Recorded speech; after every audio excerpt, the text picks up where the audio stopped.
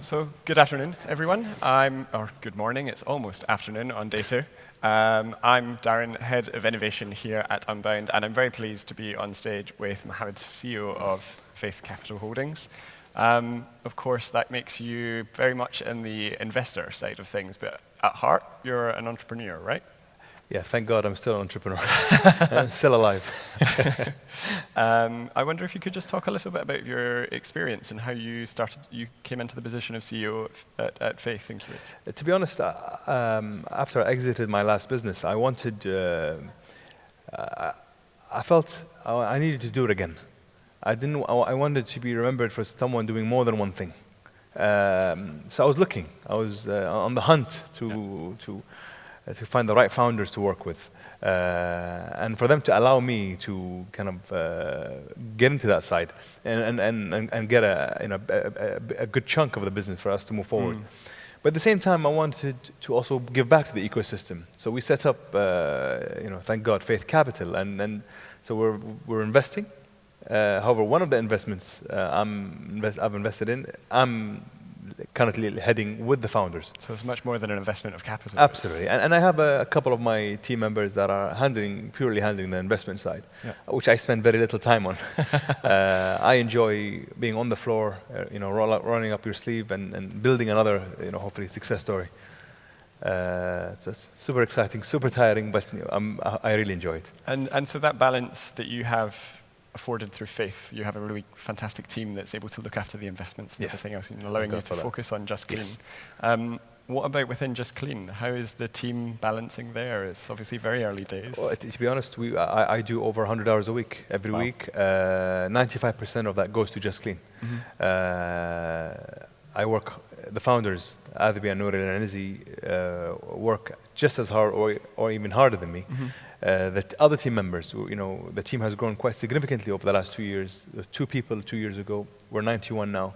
Yeah. 3 markets, and thank God, people are, believing in the problem they're solving. It's a very big problem. Yeah. It's a very fragmented problem, and what excited me about it is that we're one of the first movers to attempt to solve it. I didn't want to do something to copy somebody else. When we moved into the food space in 2009, we were one of the first movers. That's what made me excited. So we're moving now. We're one of the first movers into this space. I didn't want to follow anyone. I wanted to kind of be, one of the first people to do something. And so with Just Clean, again, you're starting with moving into a new space and starting right from scratch from digitization. Do you want to talk a little bit about the lessons you're learning and getting people started? Of course, it is. To be honest, I underestimated the challenge in the beginning, and sometimes you feel like you did one thing, or you're gonna ace it on the second time. But it doesn't work like that. It's a completely new challenge, completely different time, a new team.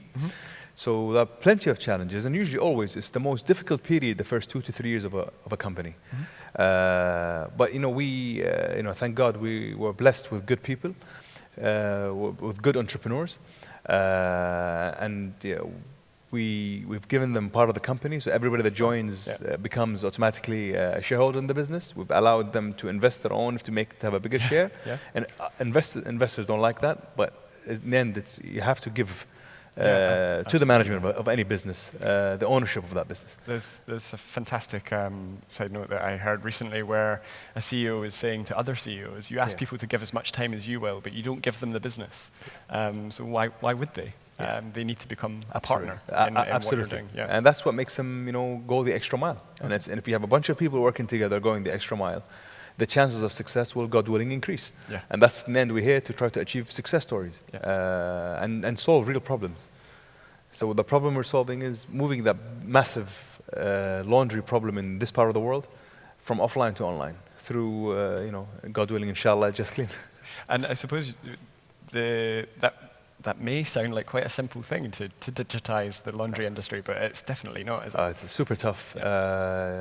And especially for us, we've taken the very hard road where we're doing 3 things. We're doing the normal marketplace, so laundry that have the delivery service. You just join the platform and a user can just click on the laundry. The laundry would come, pick up your clothes, wash them, and then drop them off. That's a normal marketplace.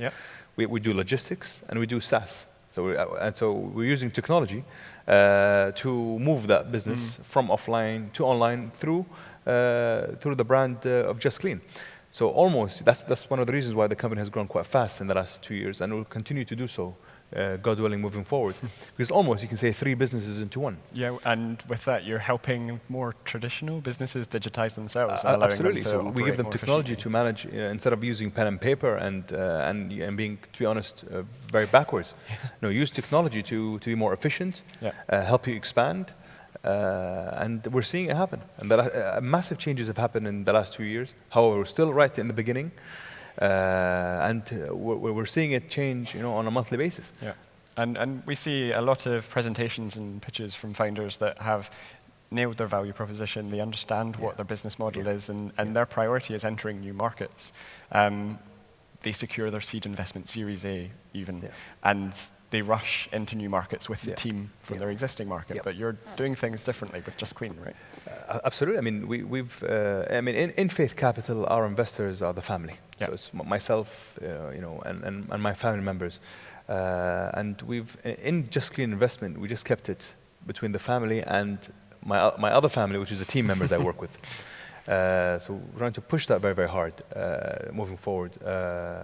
So because we truly believe in but however, getting that money, and it's a huge responsibility, and you can't stop thinking about it, and is the money being spent in the right way, or is it being spent in the incorrect way, What happens when you underachieve? How can I make it up next month? What happens when I don't underachieve for a quarter? It becomes a much steeper hill to climb. It's constant, difficulties, which is the same for all founders. And I think it's a great message to other founders as well. I think a lot of founders realize there's an opportunity. They look for the investor that's going to back the business and help them do that. But what you really need to encourage in the ecosystem is investors are critical to the success of your future, and they have to play a much greater role than just that capital. For sure. And that's what we do. I mean, we have quite a big team in Faith. We're over 20, 25 team members, which is unusual for a VC practice, and there's a reason for that. So the team consists of operators just like myself, people that have been there and done that in that space. So we have people specializing in certain aspects of a business, talking about legal, finance, HR, sales, operations. So and these guys they're not consultants. These guys are working hard with me when it comes to working day in, day out, rolling up their sleeves to build that business. However, we have to also offer our whatever knowledge we have with our other entrepreneurs that we work with, ones we've invested in. We also learn from them. So we learn from each other, and so have a constant kind of open relationship for us to share. And I think this is one of the key things that we offer in Faith. And we do offer that support from people who are in that same industry. They're not kind of people just kind of giving you theory, but no, there are people there doing it day in, day out. We make plenty of mistakes, so we also would like to learn. So it's about having that open relationship with them. And I think the value that you're talking about there of making sure everyone that gets involved in the business at an early stage is able to take equity in the business, become a shareholder, a partner. That's something that's more commonplace, I think, in other markets. It's what HP owes its success to, as you mentioned off stage before. But perhaps it's not a traditional way of doing things. But it's coming in the MENA region. So it's coming for me. I wanted, before I set up Faith Capital, I went to my family and I said, I'm taking out 10% of the business. I'm giving it for the team. This 10% could be worth zero. This 10% could be worth hundreds of millions. It all depends on how what you put into it. So and we've also given the chance for people to put in more if they want. So if you want, and we have a number of team members that have said, you know what, I would like to invest. I have my savings. I would like to put it in, and I said, of course. And if that makes you feel better because you own more, then go ahead. And that's for me. I would like to create that sense in the people. It's not like Mohammed is the owner, he's a CEO, and everybody else is an employee. No, we're all owners. We're all working together here. And it's a great feeling to have others also, when they think of you, they think, oh no, after God's blessing, that gentleman, played a part in me being successful. However, success is not easy, and there's no guarantees for success. That's why we have to work, really very, very hard and work smartly, look at numbers, and try to pivot from mistakes. And that's the positive side of bringing the founders and the early stage team into the business, isn't it? Is it means that they see the risk in what they're doing and they feel involved. Absolutely. There was one interesting thing that I think we talked about off stage before, so apologies. We were waiting behind watching the previous keynote and couldn't stop talking about some of the things that we hope to cover in the next few moments. But with having an investor so involved in the business, obviously you're invested more than just the capital as we're discussing, but how does that relationship sometimes work with the CEO of the business? How do they feel when there's maybe a difference of opinion or there's something that needs to be discussed at a certain timeline? How is that approached? It's a super question, and sometimes you have to give. You can't be a dictator. And many, many times, I thought I took the wrong decision, ends up being the wrong one. And vice versa. But in the end, there has to be one captain, one guy who calls the shots in the end. But for me, I hate being a dictator, so I always like to listen to my team members, and in the end, give them the chance.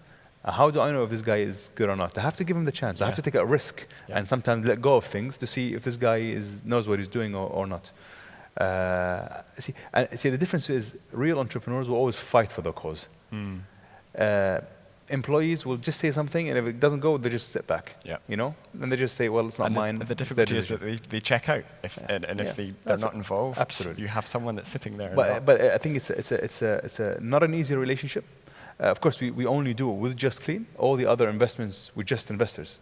We're here to support them if they need us.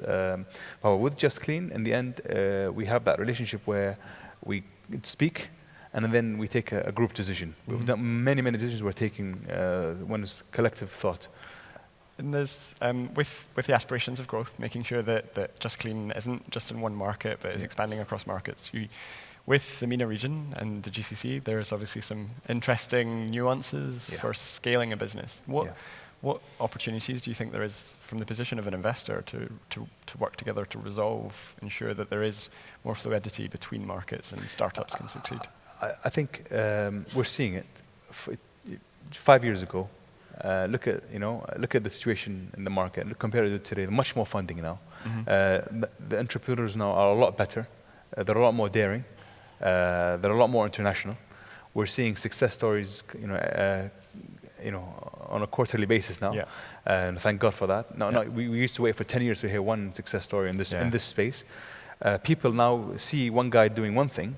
So the young entrepreneur says, "I'm going to do something better than him," and that's human. Encouraging the competition. Absolutely. And this is the human progression. I think what we need is to have kind of a singular market where it's easier for people from this part of the world to maneuver with other countries. It's a bit difficult. Some Arab nationals find it difficult to maneuver in some Arab countries. I think by having a singular market, it becomes a lot easier. That's one of the missing things we have. God willing, we'll have it in the future, and to achieve better results. And I think that element of cooperation is a fantastic note to end on. So perfect. Thank you so much, Mohammed. Thank you, sir. Thank you. Thank you.